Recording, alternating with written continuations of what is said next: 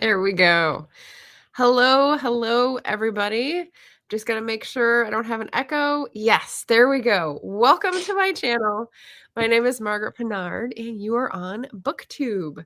And today we've got a guest. We have a lovely guest, Victoria, and we're gonna be talking about climate change and mental health. So it's sort of a strange marriage, right? I'm a historical fiction author and an eclectic reader. And part of that eclectic reader is just a curiosity about everything and a lot of care about the world. So that is why we're diving in what we'll be talking about today.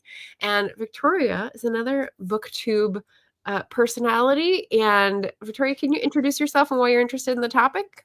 Yeah, thank you for having me, first of all. I'm Victoria. I'm a college student. I just finished my junior year. Um, and I'm majoring in communication, and then I also have a minor in creative writing, which this was my last semester taking a writing class, actually, so that was interesting. Oh, But I love writing. When I had to take a break from college because of some health stuff, that was when I really got involved more in AuthorTube and BookTube. So yeah, that's when I made videos, and yeah, I'm just really excited to be here. very cool. Well, welcome. So the purpose of today's live stream is to honor our Mental Health May. It's Mental Health Awareness Month, and that is going to be intersecting with truth and reconciliation for the climate. So I'm a co-host of Climathon, and one of the things that I'm doing to help usher in awareness about climate catastrophe is have at least one stream a month where I talk about climate catastrophe and different issues that intersect with that. So we had Melissa Ike on in January. I've done a couple solo talks about books that I've been reading and processing. And Victoria is our May guest because I put out the call to folks who are interested in talking about this stuff because I think talking about it helps me process and feel better about like building resilience. And she is one of the people who responded and reached out and said, hey, how about this topic?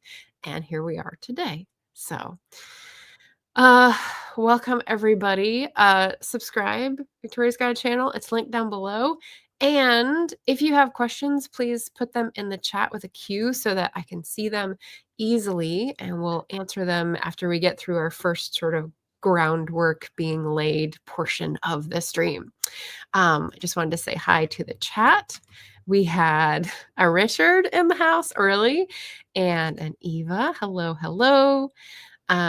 Leslie popped in. So excited for this conversation. She says, you inspire me to feel less helpless and instead take a baby step towards being constructive, which is lovely to hear. It's great. And I have a poll up in the live chat, which is, how does talking about climate news make you feel? Does it make you feel better? Does it make you feel worse? Or depends on who you're talking to? And Mama Maggie is here. She said, depends. There's science deniers on both sides. And she brings up that the plastics issue is perhaps bigger for her. So that is a scientific question. So not in the purview of today's stream, but yeah. Catpaw is here. Hello. Catpaw's been looking forward to this one as well. Excellent. We've got Jocelyn. Okay. Painting session. All right. Oh, she's painting the hallway. Right. Congrats, Victoria. So this is, final Thank you. semester ahead. Welcome.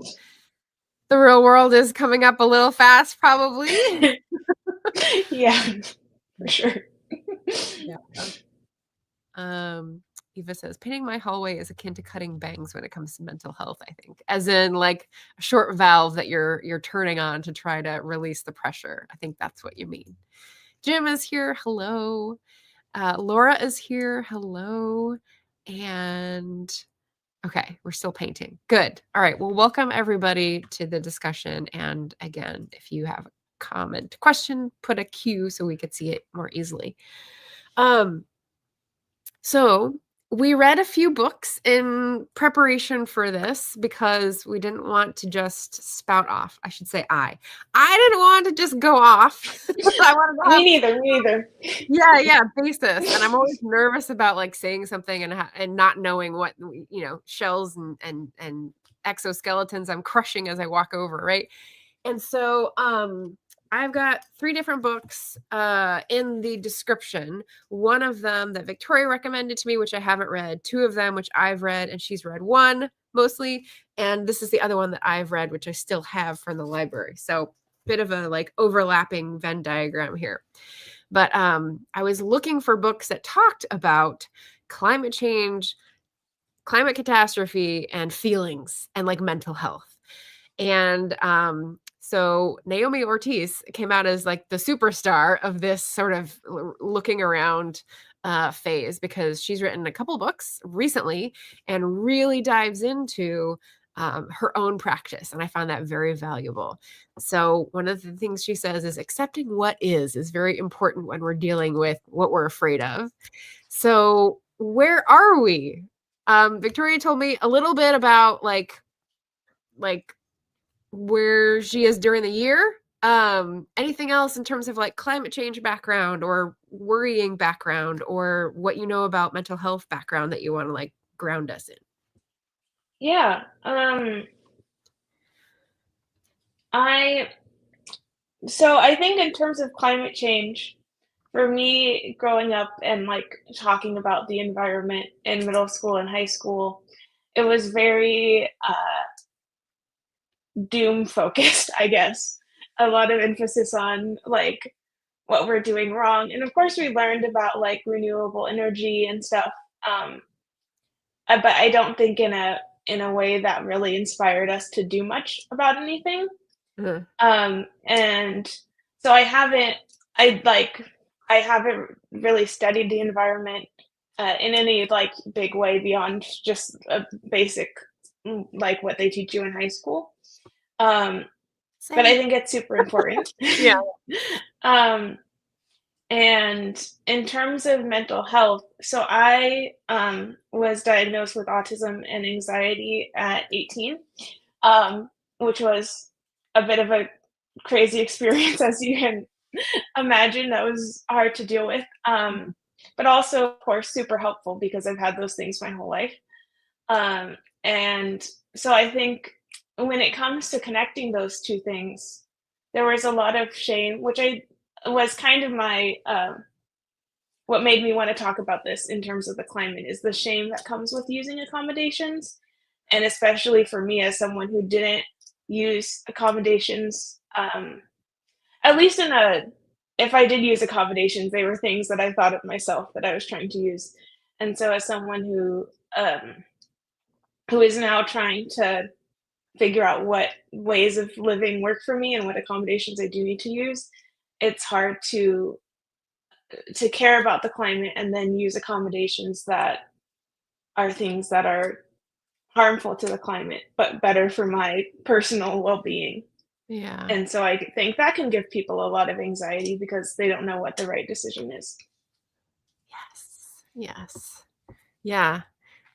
Perfect being the enemy of the good kind of situation. And there's actually a Yeah. chapter in one of Naomi's books where she talks exactly to that very issue, um, and has a really good gift of being able to like stop and slow down her thought process.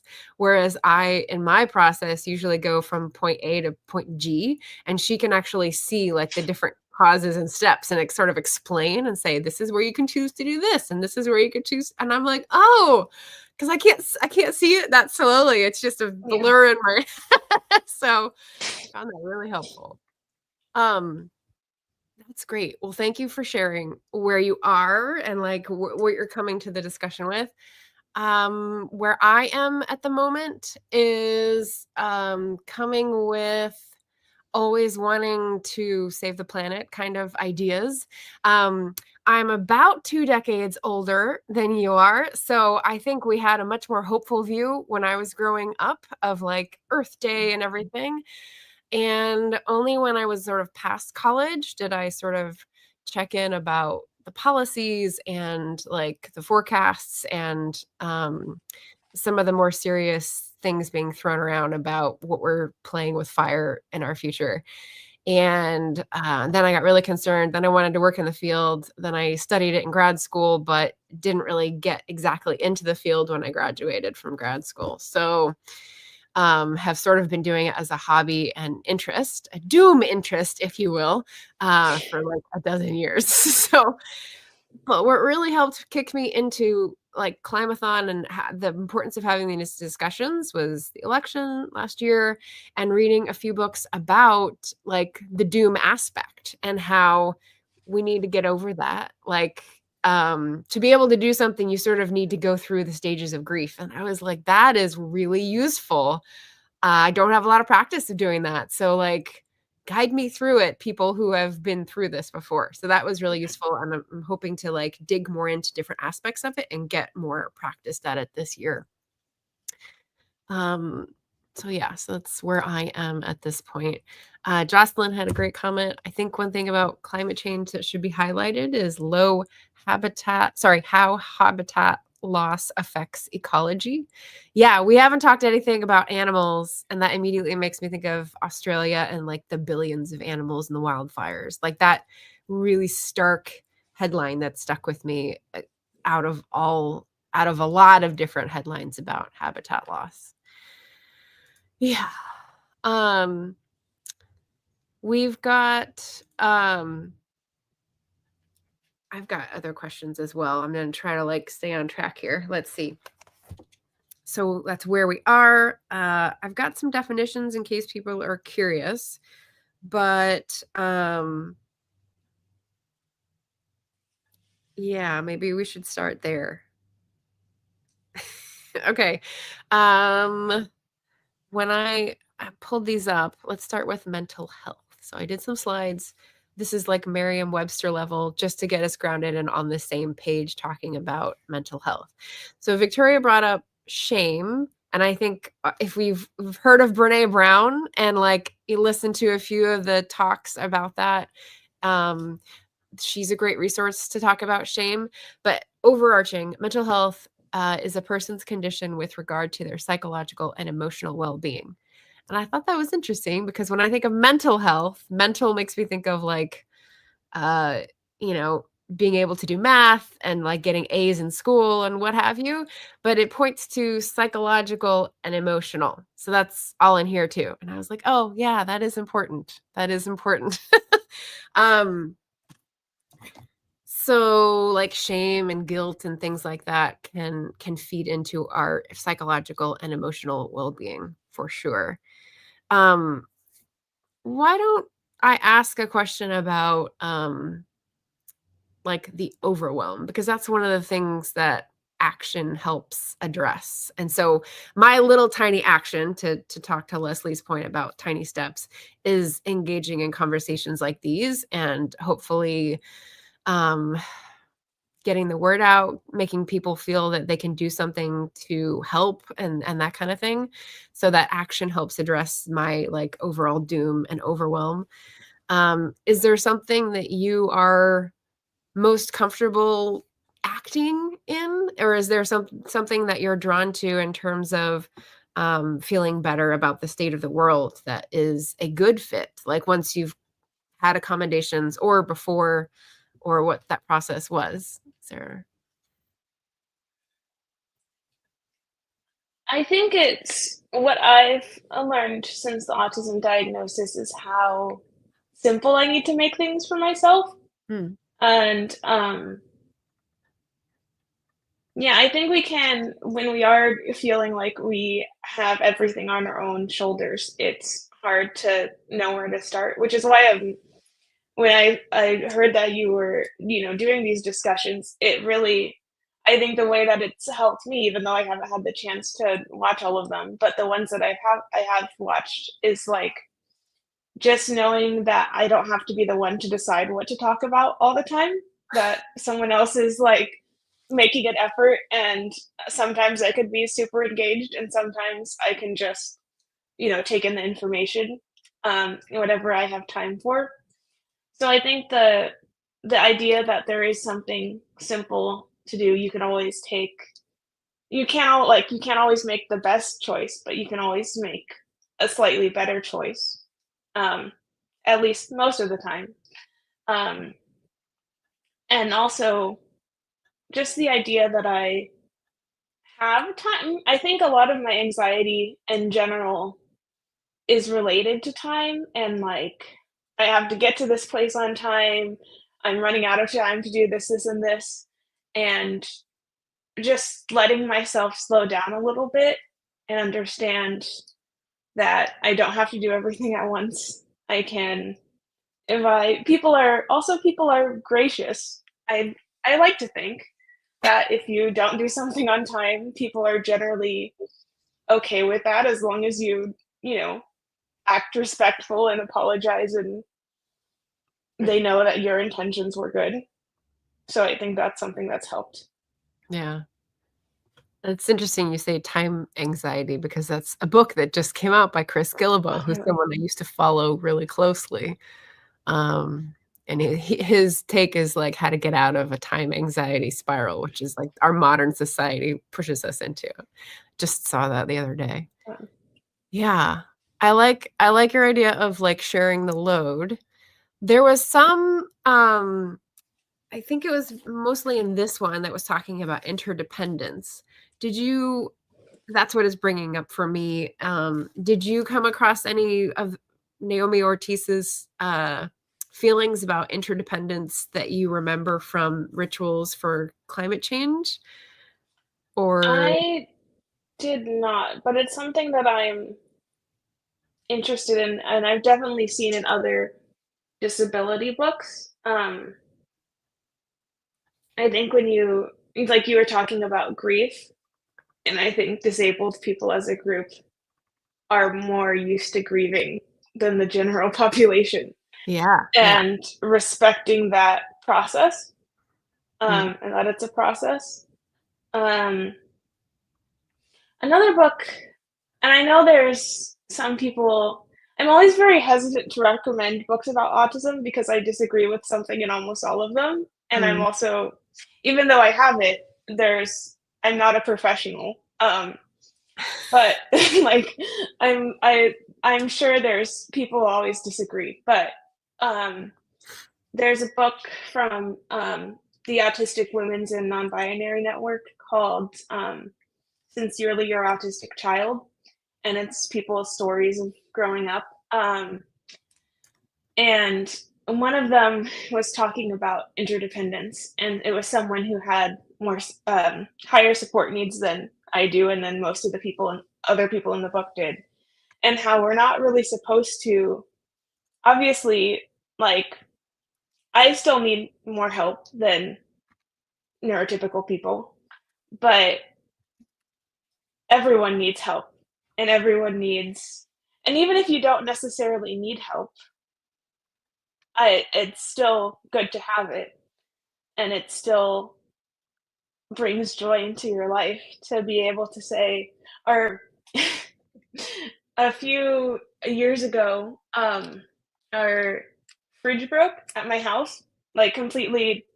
The fridge broke and it was like a whole mess because we had just gone grocery shopping. oh We were no. lucky that we like had recently become friends with our neighbors, and Oh, we were like, "Hey, you want all our there you food?" go.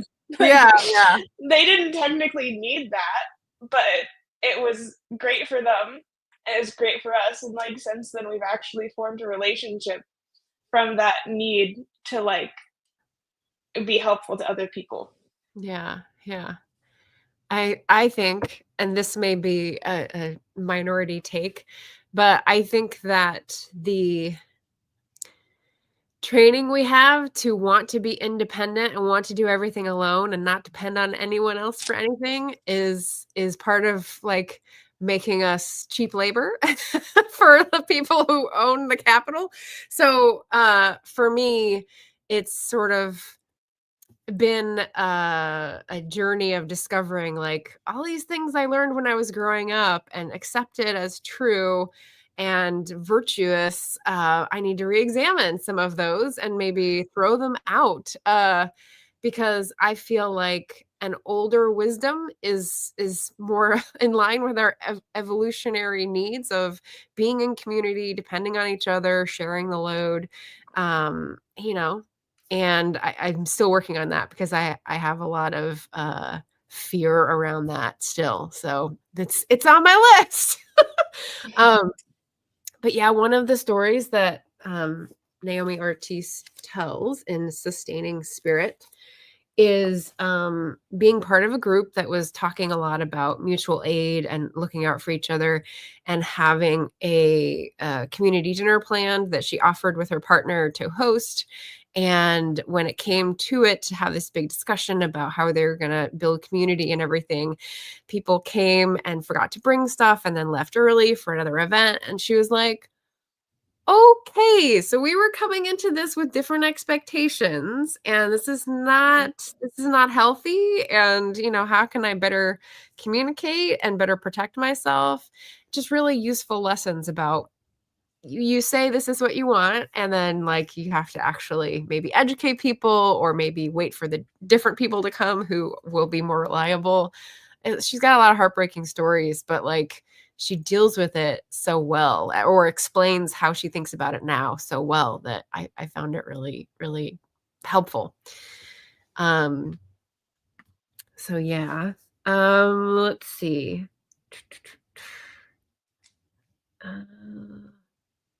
I have talked about Naomi Ortiz. She lives in the American Southwest, and she is a woman of color who is disabled and a poet.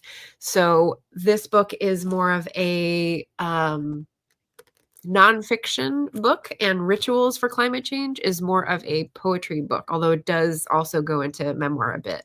So there's two different flavors. The other book that I read is by Tori Tsui. It's called It's Not Just You. And that one wasn't, it was more exactly what I wanted to talk about, but I didn't connect with it as much in terms of really feeling what she was saying. I think it was a lot more clinical and researched and sort of outward facing rather than memoir style. So I didn't connect with it as much, but useful. And I have some quotes if we wanted to go into some of those. But you were also talking about a Casey Davis book, and what did that sort of lend to your understanding of the mental health discussion? Yeah, I read that at least a year or two ago now. It's called How to Keep House While Drowning. Um, and she's a psychologist and has ADHD. And also, her idea from the book came when she was dealing with a lot of postpartum depression. And so the book is basically like, you deserve to have grace for yourself, I would say, is the main message in terms of being able to keep your house clean and just like maintain your life, um, and that you don't need to do everything. Um, and so one of the things she talks about is like, if you're not able for whatever reason to like wash dishes, it is okay to use paper plates.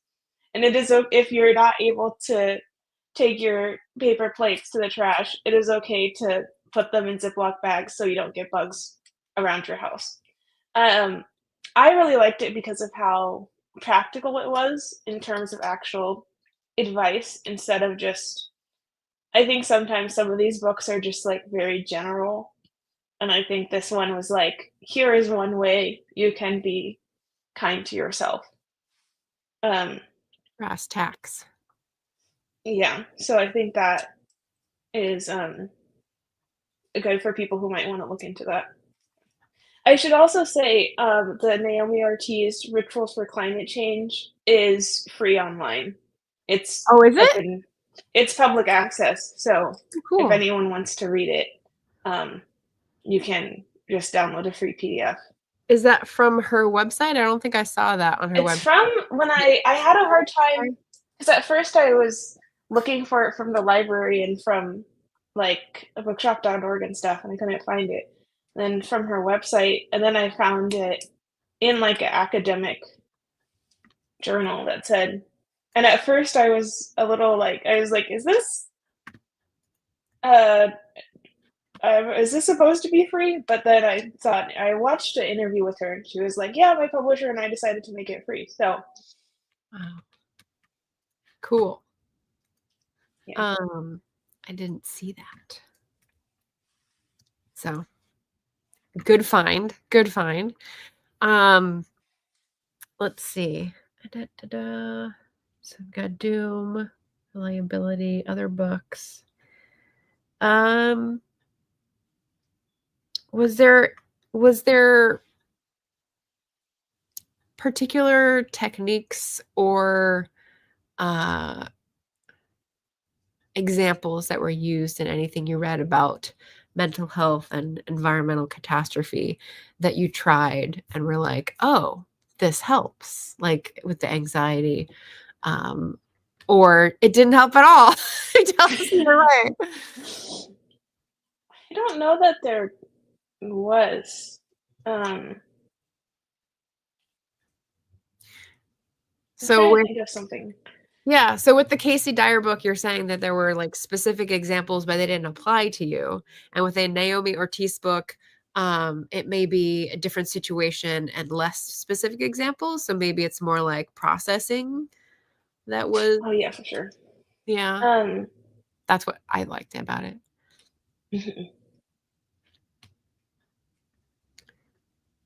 Let's see. yeah, I think it's also like the experience. Another thing about me getting diagnosed is that now I know who to go to for advice Mm, instead of just following what is typical advice. I know specifically, like, oh, I should probably talk to either autistic people in general, or I personally have a lot of sound sensitivities. Not every autistic person has that.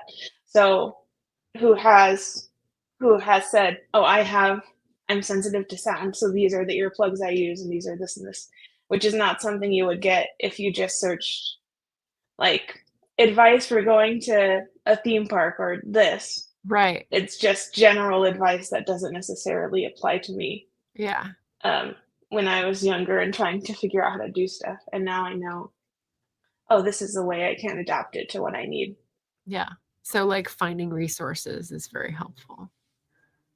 And I think the principles allow me to accept that that's what I need to do in regards to every aspect of my life.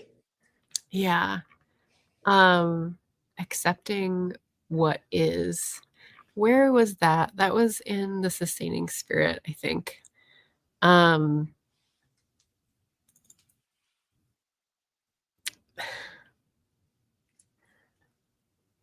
yeah. Okay, so as an example to everyone about the sort of like slowing down the process of how you're reacting to things and being able to meet your needs better for mental health. Um, I took this quote. So this is from Sustaining Spirit from by Naomi Ortiz. And she's at this wedding of a person that she knows, but there's of course a lot of strangers she doesn't know. And so she's like sitting and people are dancing and she's sort of like feeling herself go numb. And I think we can all relate to like I'm in an awkward social situation and I don't know what to do. I'm glad I came, but like I'm not seeing a place for myself here. What are my needs in this moment so that I don't go numb or like resentment or like go to a dark place, right? So she's exhausted and overtaxed. And what she said really resonated with me. It's a very specific instance. And I was like, this is why I feel like this. So she said, when people are on drugs and alcohol, their energy becomes uncontained and chaotic. As their inhibitions go down, so do their energetic barriers and all of their unresolved feelings. Fear, joy, and pain are unleashed. I feel like I'm trying to duck something like flying knives. And I wrote, aha, after that. I was like, oh, yeah, she can see this and like think about it in the moment and interpret what's happening, which is amazing. And then like go next door, go to a place and have a cup of tea or whatever, where she's more calm and she can sort of reflect on it. And ducking flying knives, I was like, yes, she's able to see this so much more clearly than I am in many situations in my life. And I thought, okay, I'm gonna take that one and like remember it at some point. But yeah, that's so good. So yeah, it just popped out at me. Um, let's visit the chat because I know we've had some good comments I wanted to bring up. So Eva said, I've been focused on what I can do locally while knowing that the corporations are the ones who would need to make changes to save the world climate wise. So how does that hit you? I've already said that, like, I think part of the mental health burden is because we've been trained to be labor for the machine. So like my views are already on view here. Um, but yeah, I think we need a mindset change to make the corporations change. So I think it needs both at the same time. I don't know. Any thoughts, Victoria? Yeah, I think it's hard to have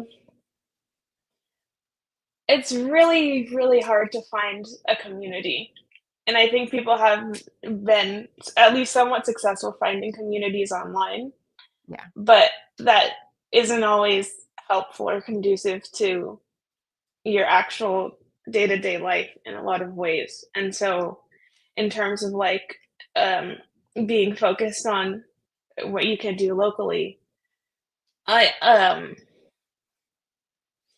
I think a lot of times what's happened, and this has definitely been the situation for me where I start to get involved in something and then something that I happens that I don't particularly agree with or like, and then I immediately like start to step back.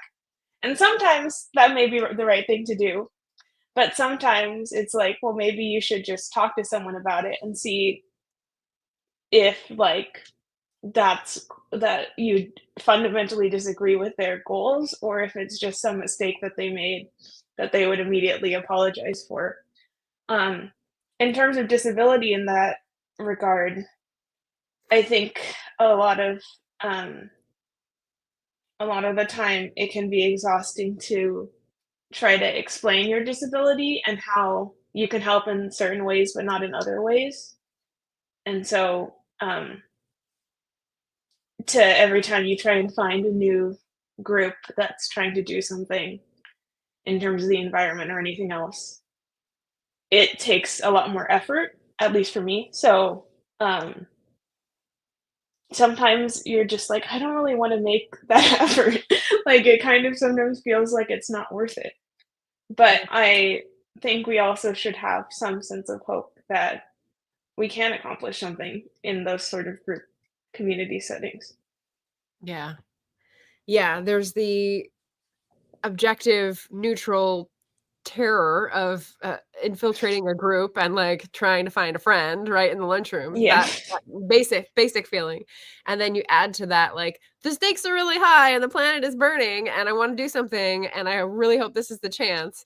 And then you add on to that like things that are happening in your brain that are telling you things that you don't know if they're true, and you're trying to navigate something that's unsure and doubt or whatever the case may be for whatever the situation is. But like, yeah, there's a lot poured into that makes it hard. Eva saying trying to hold the burden of climate change as an individual can be a lot. Yes, Yeah. your brain will break for sure.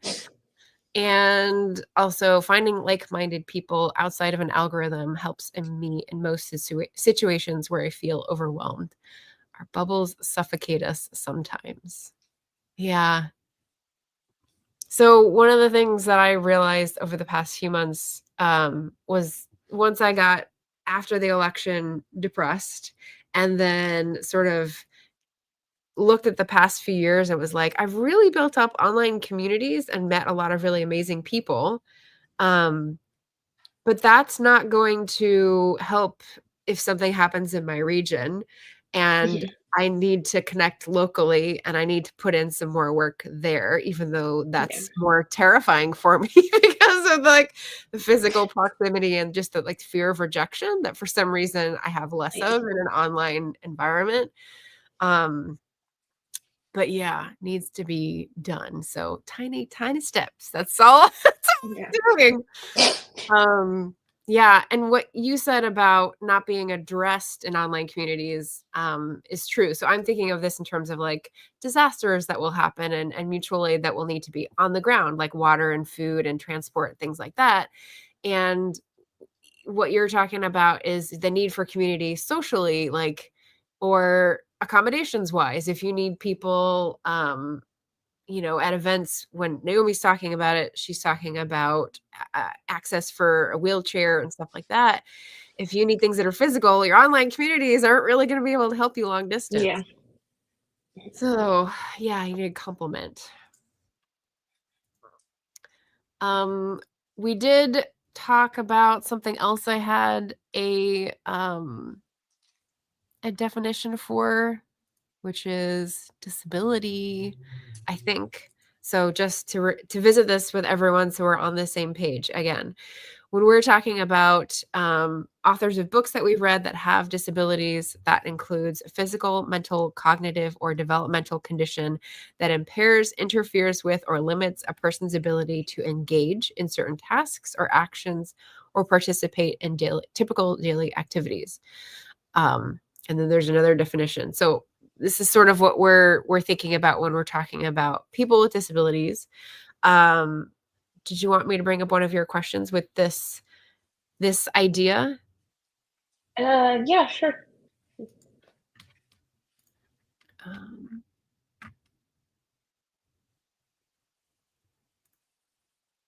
so one of the questions that you are thinking about, what aspects of disabled expertise or experience can be used in dealing with the climate crisis? What came to your mind when you were thinking about this? I think you touched on it a little bit, but if you wanted to embroider. Yeah, so I guess we already talked about the aspect of knowing how to deal with grief. The other thing I was thinking about is the creativity.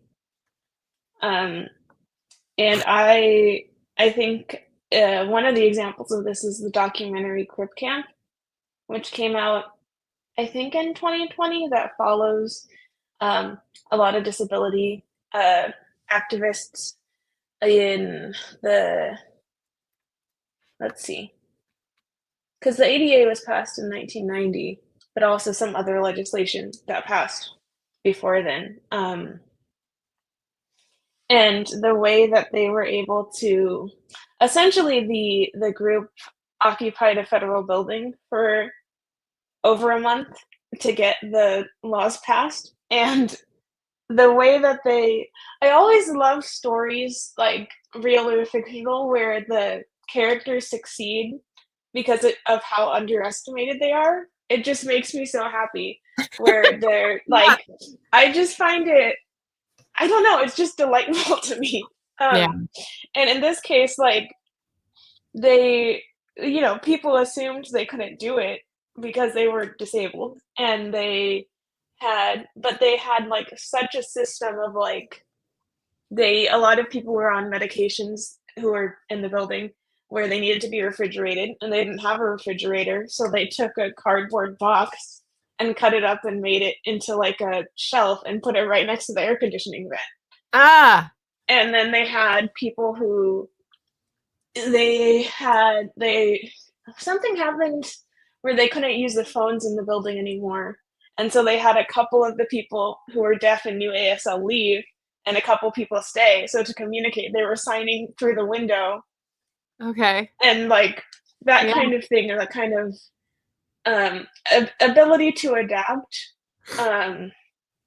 Yeah. Which is a funny thing to say as an autistic person who struggles a lot with uh, adaptation or flexibility. But I think as a general group, because we've been so used to being in situations where we have to adapt ourselves, Yeah. I think there's something to be learned from that. Um, yeah, and I think even just viewing disability as something that non-disabled people can learn from is a big shift. Even though a lot of people, um, even though disability is a hard thing to deal with, and it has its lessons. I did get her name right, Alice Wong.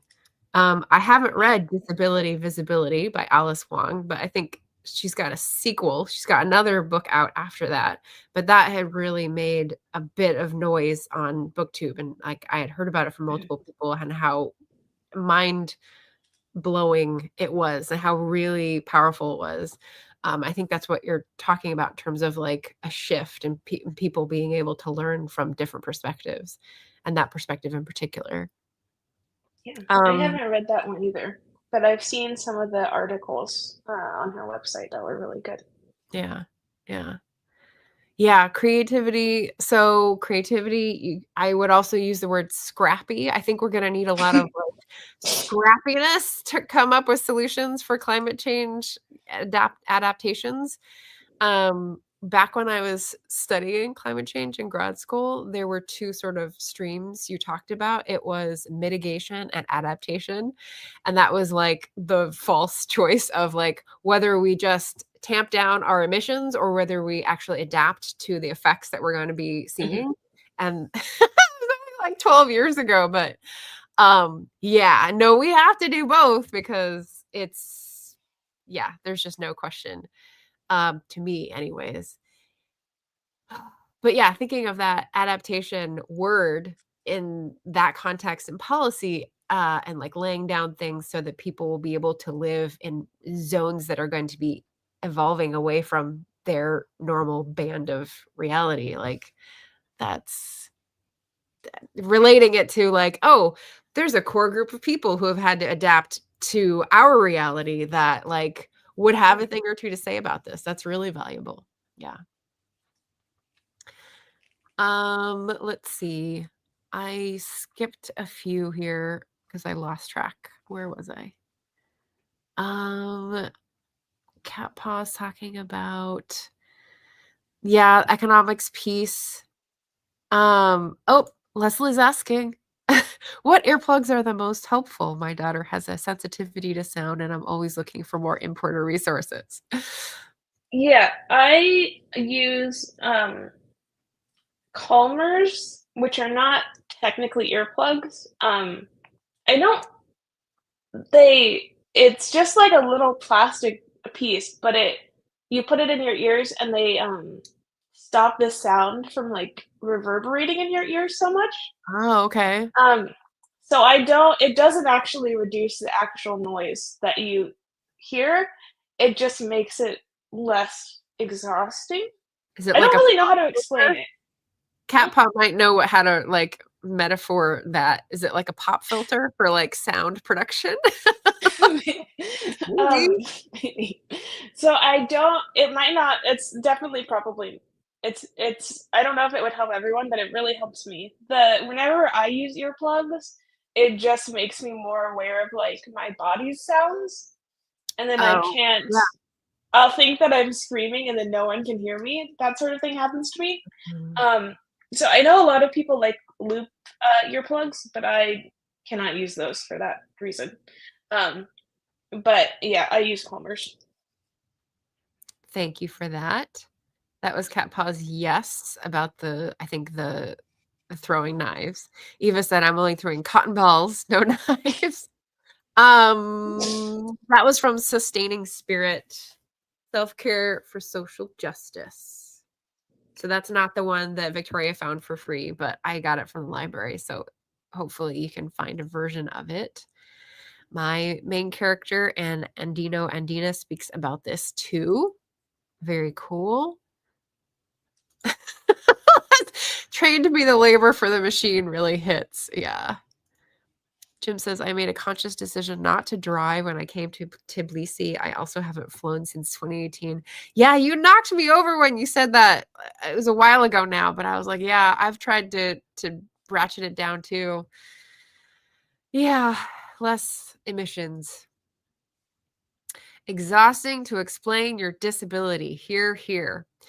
Yes, odds. Okay, we haven't talked about self-care yet, but I'm going to switch to the definition of that and then maybe ask a question about it. Maggie's talking about over the head sound counseling. So we're talking about the headphones for sound sensitivities. Yeah, find a safe place. Same, you should move over here. You know, communal housing. I was just talking about this in another space recently. Uh yeah, safe place. I need to go for a while should be normalized. Yeah, people with needs and learning how to meet them. Victoria mentioned this documentary, and yes, you got it right. 2020. I just looked it up on Google. Overlords told me that. Yeah, thanks for the recommendations. I will lose a lot of balance using earplugs. We'll check out clubbers. Yeah, the reverberation might be part of that, so that's excellent. Um, Eva uses noise canceling earphones. It is the only place I consume such things. Huh. Okay. But in public, I just dissociate. Yeah. Okay. Um, so great answers for that question. Um, I think the earlier one that we touched on before, I could go into a lot deeper discussion on because I think we're steered away from diving into grief and we're not allowed to talk about it as young people. So a lot of adults my age and older have no experience like sitting with discomfort and like a grieving process that is healthy and results in healing. Or one of the things that I highlighted, where is it? Oh, healing and mending. Where did I put it? Okay, this is also in sustaining spirit. We often mistake healing for resolution. Big statement here. And what she's saying is that healing can be a loaded term if you're in the disabled community and come with lots of like expectations or pressures. But when you are in the disabled community, healing is not something that is just one outcome. It's not like, oh, you're normal again, right? Like out of the fiction community, which is where my mind wants to jump in terms of healed and happy ever afters and whatever. That's a whole different discussion.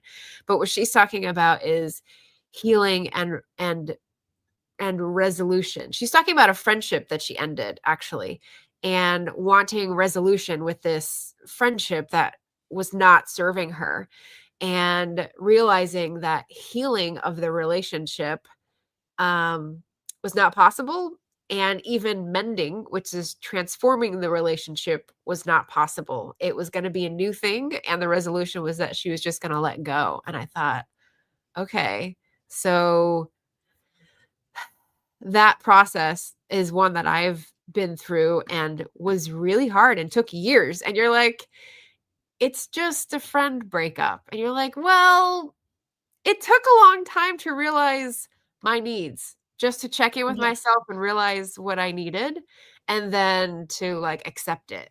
So I don't know if that resonates for anyone else, but like a long time. So that's how we learn. um yeah, let's see. You also had how can disabled people become involved in activism? Was there something separate that we haven't addressed that you wanted to call out here?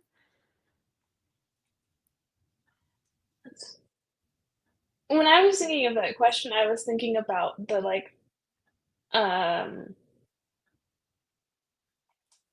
the ways that, like, a lot of, uh I'm trying to think of an example. So, like, for me, I can't drive. Um, I have thankfully, I'm, on medication, and it's, been going really well, and I'll be able to drive soon, but I have epilepsy, and so I have had some trouble, uh, with needing to rely on people to go to school and to go to anywhere I wanna go to. Yeah. Um, and so for me, doing, like, some some of the more traditional, like, go out there and talk to people or go out there and protest, and the idea that these sort of things have to happen out outside of the house or in a space that I can't reliably go to, um, is very difficult. Um, and, for me, I can physically protest, but it's just a separate conversation. Related, yeah. or even people who I could physically protest, but probably don't feel comfortable just being in a large group of people because of autoimmune things and stuff. Yeah. Um, so the idea of what activism is, um, I think is important to kind of shift to what can you do? What skills do you have that you can use to help people? Um, and I think for me, I think a big part of it is art and and how we, which is I think how we take care of ourselves a lot of the time. I mean, I know most of the people watching are writers, so I think we could all relate to that. Yeah. Um, how we take care of ourselves and how we take care of each other is that we write about our experiences. Mm. Yeah. I like that. Um, you're like pinging all these thoughts in my head. Um, uh, yeah. There's this okay, my mind's being pulled in two directions, which is that there's the we want to participate locally as Mhm. well as online and like digital and real life. But because of the accommodations we need or the skills that we have or the situations that we're in, like we may have to do something second best. And again, authentic Yeah. and messy middle is better than perfect. So there's just so many things that overlap and yeah, my brain is breaking. That's good. I'm really enjoying this discussion. Um, and I'm gonna have to watch it over and like take notes for myself. Woo. Yeah. Just a friend breakup. Yeah, well, the dating breakups are naughty, KNOTTY, naughty in a different way. They're like complex in a different way. Yeah. Cat Paw says friend breakups are worse than romantic ones. With a romantic breakup, you have the support of your friends, etc. With a friend breakups, it's crickets and you're just supposed to shrug it off. Yeah. Yeah. Eva says no one knows how close you are to your friends unless you tell them, but assume a level of closeness with your romantic interest is my view on the same reality. Interesting. Um, I started using lettuce daily after a friendship break. Huh. Lettuce? Like eating lettuce? Tell me, explain this a bit more, Eva. Um, yeah. Oh, okay. Like, wait, what? You said lettuce earlier too, and I was like, I'm not. It's been a while since you mentioned it, so it just was out of my frame of reference again. Lettuce? Thank you. Yeah. Being super vulnerable with someone and then just never knowing them again sucks balls in a negative fashion. Thank you for clarifying that. Oh, okay. And you bring up vulnerability. So that was one of the questions that I Mm. found super striking towards the end. There was one about, where is it? Okay, well, there was a quote that was security is fear's favorite mask. And I said, oof, after that one. Because like security is something you're always running after and chasing and you never get, right? But there was another one that was about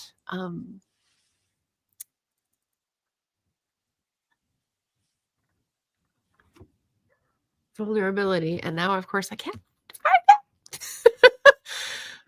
it. How does vulnerability relate to self-care? How does it interact? That's basically the question. And I was like, oh, bruh. That was a hard one because self-care, I can put this, I got a definition. This is Naomi's definition of self-care. Spiritual work which combines care of body, spirit, mind with being aware of our reality. How does that interact with vulnerability? So this made this made fireworks go off in my head because when I think of self-care, I think society often limits it to things like self-indulgences, right? Like taking a bath with salts or getting a massage or taking a hike. I mean, some of those are like good, healthy things, but they're trying to limit the range of what we consider self-care to things that you can pay for, which I despise. So I love this definition from Naomi Ortiz because it's a lot more involved. It's a lot more comprehensive. It's a lot more integrated with the different parts of our personalities. And when you talk about spiritual work, that has a certain level of vulnerability. And when you talk about being in a community with other people or trying to do activism, you need to trust those people. And so that's vulnerability work, and that's really hard. So, any thoughts, guys, about how your experience of vulnerability sort of mixes with your experience of mental health in activist spaces, perhaps? And Victoria, if you want to comment too.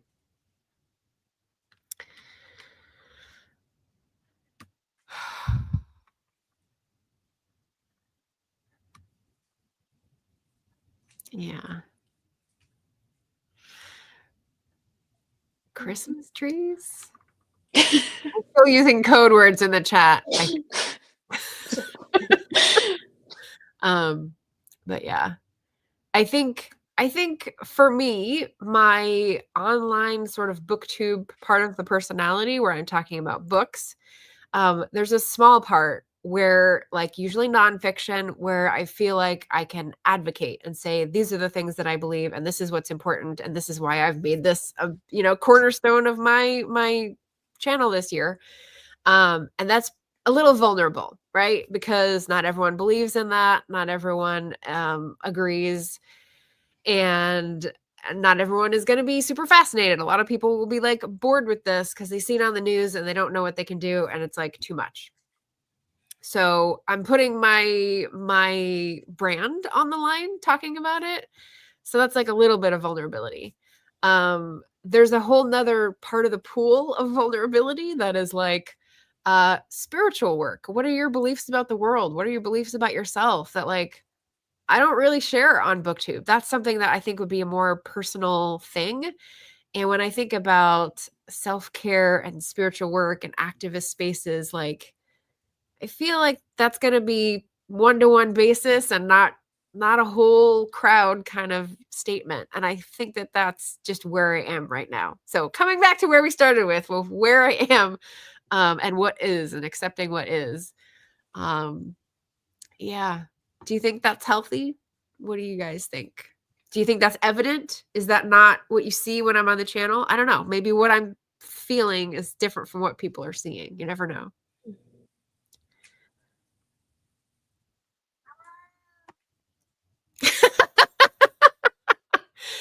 Could you hear that?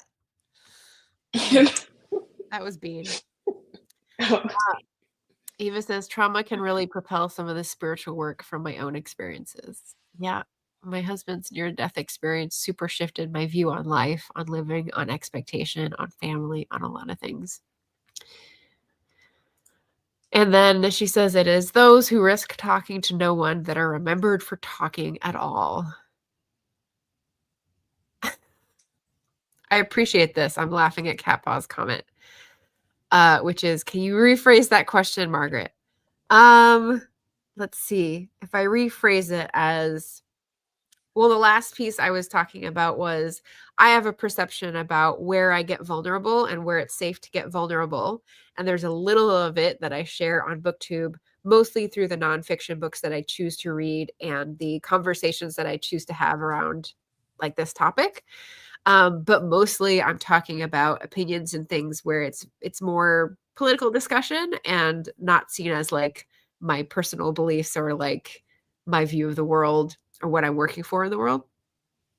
But is that how you perceive my channel? Like, I don't know. What I'm putting out could be different from what you're taking in on the other side of this lens. So that's what I was sort of checking in as. What is safe? Like where you feel your personal boundaries are. Like, I think I've mentioned that I've had depression in the past, but I wouldn't go into like how that feels for me and invite people into, like when I'm going through it. I think that that's something that needs to stay off the channel until I process it and come back and reflect. For mental health reasons, for safety reasons, you know? Yeah. I personally have, uh, I guess I think people perceive me as more vulnerable than I'm actually being. There was a time in high school where someone, like, complimented me on being vulnerable, and I, like, specifically had decided not to tell them something. I don't even remember what the thing was, but I had, like, decided, like, "Oh, I don't think this is the safest person to, like, talk to this about." And then later that same week, they were like, "I just appreciate how you're always so honest and vulnerable." And I was like, "What does that mean?" Maybe it's that Um, you saw that you had boundaries, and seeing that made them trust that what you were telling them was as much as you were was able. yeah, I think that certainly could be part of it. Mm. I don't know, I think there's some signs that a space is safe for you to be vulnerable in it, but sometimes there aren't, and you just kind of have to be, uh discerning what you're willing to share. I think there's a certain, like, as with writing so I took a poetry class this semester, um, and there were a couple of times where I wrote really what I thought were really good poems, and then I thought, "Am I really willing to have this edited by my peers and then read in front of my class?" Which it was a Yeah, really small class, but yeah. still, and then have it graded on a grading scale, um, which I think is a very different thing than being like, "Am I ready to just, like, share this in a general sense?" Um, so those couple of times, I was like, "Okay, I guess I need to write another poem that might be worse than this, just for the sake of my own health." And, um, and so I think those are important decisions and distinctions to make. Yeah. You said worse than this, meaning that you weren't so attached to and didn't feel it was so precious and didn't wanna be criticized? Yeah, I get you. yeah. Yep, I get that. Ugh, that's interesting. Because 'Cause you'd think, like, logically, you'd wanna share the best because, like, I don't know.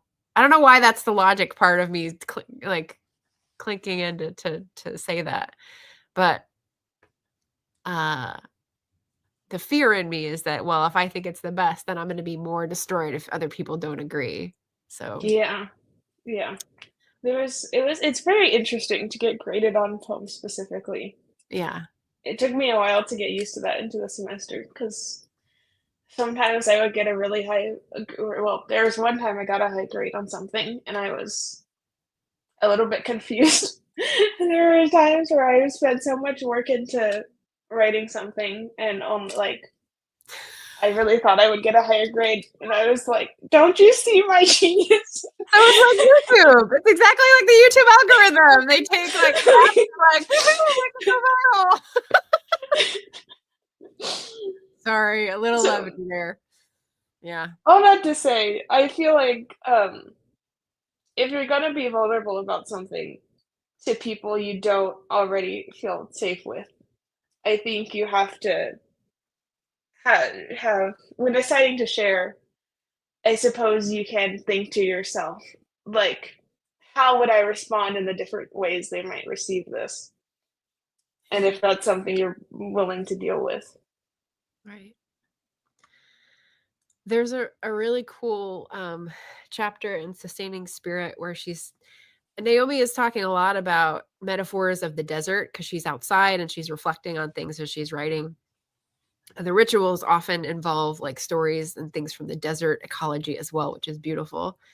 And one of the ones I was just looking back over was talking about, the the saguaro. She talks about the saguaro cactus a lot and how it takes a long time to grow a little bit.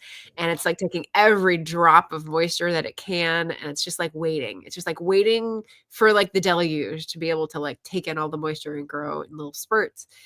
And so I'm kind of thinking that's the model for the, like, if you don't know if you can trust a group, you're like, you're waiting, you're observing, you're taking in data and like trying to judge whether or not they're ready or whether you're ready to share and just be confident in whatever response there would be, right? That's my interpretation. Cactus poetry.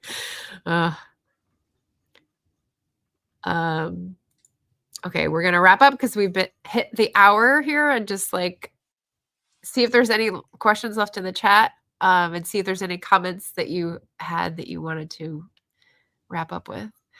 Eva was talking about me to her husband when she said she wanted to come to the stream.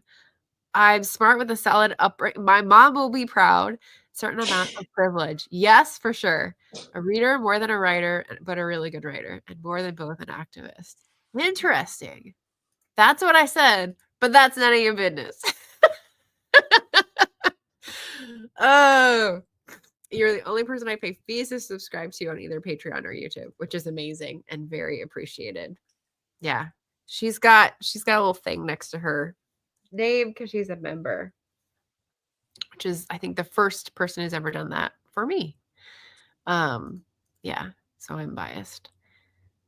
Yeah, Maggie says, I don't have secrets. I think people need to see that someone else has gone through it. Being vulnerable in my public persona and book shows others that they can talk about their trauma.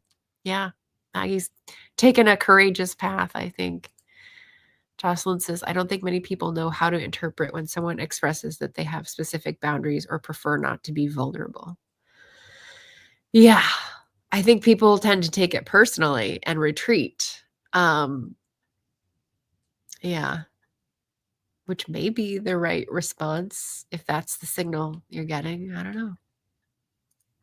I think the safe part comes from things outside of where you speak, your support community circle. They remind you that you're okay even when your nervous system screams. Safe part. I think, though, that you need to speak into those communities to build up that network. So maybe that means that eventually in this community, if we were offline in a Zoom or something and talking to each other, we might have built up that, level of trust to be able to talk freely and accommodate each other.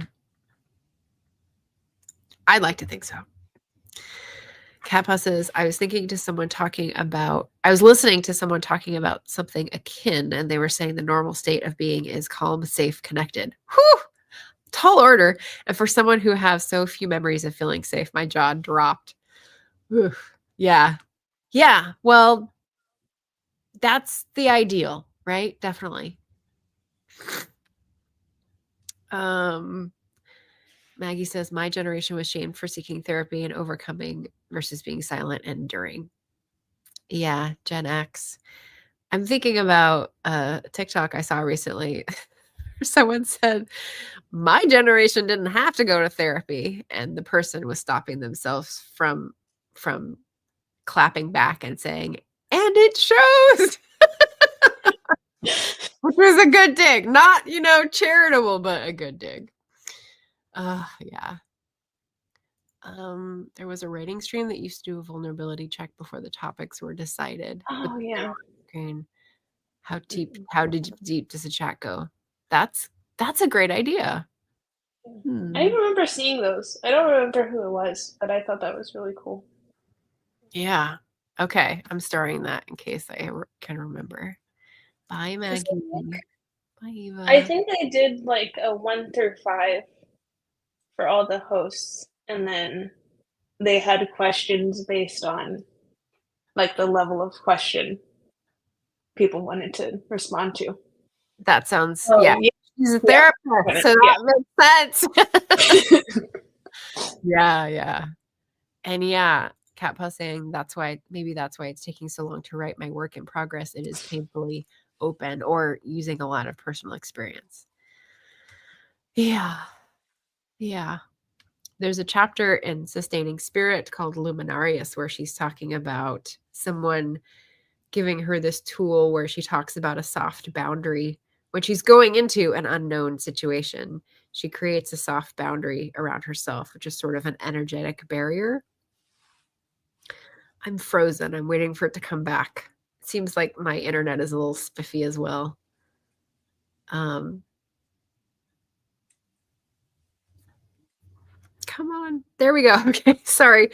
Yeah, like an energetic boundary so that you're not harmed when you're trying to do something that you feel is important. So, yeah, there's lots of good stuff in these books. So, I think that my lesson from this, from getting the word back in January or December, that Victoria was interested in this nexus of topics, and then finding at least 3 books, maybe 2 more, now that we've mentioned more to dive into, is that there is a lot of there are a lot of resources in terms of perspective taking and creativity and resourcefulness and grieving and processing that neurotypical people can use and activists can use. And like, this is great. I'm probably gonna have to nap after this. What about you?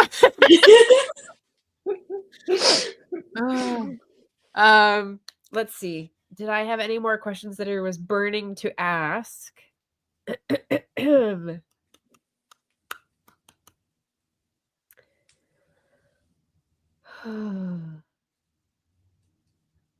I guess like your biggest tool for overwhelm or your biggest response that you've like got to recommend to people about overwhelm, because that's personally one of the things that I've been struggling with recently.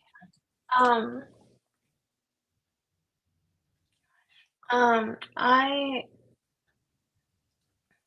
Selfish question. I think I think it's something that I've been lucky enough to learn. It's funny that I say lucky. I think being autistic, I get overwhelmed more than most people, so I feel like I have practice. Um, I I like doing 3-minute meditation. Something about it only being 3 minutes makes it feel much more doable than even, like I feel like most people say 5 minutes, but I think 3 minutes for me is, a really quick thing in terms of something to do, like, in the immediate moment. And then I I don't know, I'm a big list person. I like to Paper or digital write things. or whiteboard? Any. Any. Yeah. Yeah. Although I think I do make lists, like, on loose paper compared to my planner when I do it on paper because I like that it's separate. I'm Yeah. like, "This is just my list for today, I don't need to do anything else." And putting stuff that I would normally do Yeah. and feeling like I've made some sense of progress. Momentum. Yeah. That's helpful. Great. Is there any final question that you had about anything on our discussion or the topic that you were wanting to get people's feedback on or thoughts? I don't think so. I'm just really glad we're able to have this discussion. And all of you are so lovely. Oh, thank you. Okay, so we'll close. I'm gonna take some deep breaths. Like as I was saying, being vulnerable manifests in my body, and I'm like, I can feel there's air trapped in my collarbones right here. But please follow Victoria on Instagram and on YouTube. I think on YouTube is in the description and Instagram is in the chat. And if you have, I have a banner for this. If you have like some sort of pain point about climate catastrophe news, like the grieving process or what you can do or how to connect with people or any of these things that we're talking about, let me know. We can talk about it on a stream like this. Doesn't have to be mental health. Melissa, when she came on in January, was talking about sex trafficking, child trafficking, and the advocacy works that she does in that field and how that is interwoven with climate catastrophe as well. Because as we get more marginalized in the environment and our resources, people are pushed to do desperate things. So it affects every part of our lives. And that's what I'm just trying to draw people in to talk about it, get it off their chests, talk about what they're doing, make people aware of campaigns, whatever it is. Get in touch and let me know. Other than that, thank you for coming by and being part of the conversation.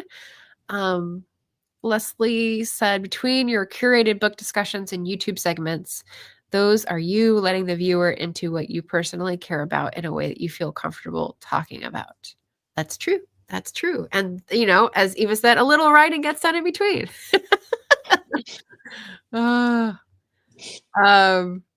Yay. Thank you, everybody. All right. Well, that is our stream for today. Thank you for hanging around a little longer than the usual hour. And thank you, Victoria, for reaching out and coming on and being so open and honest, but also having boundaries. Thank you for having me. Yeah. Happy Mental Health May, everybody. And we'll see you on Friday. My next stream is for the final Friday of the month. So we'll see you for a productivity stream and a little big announcement that I'll be doing this Friday. So hope to see you there. Take care of yourself, everybody. Bye.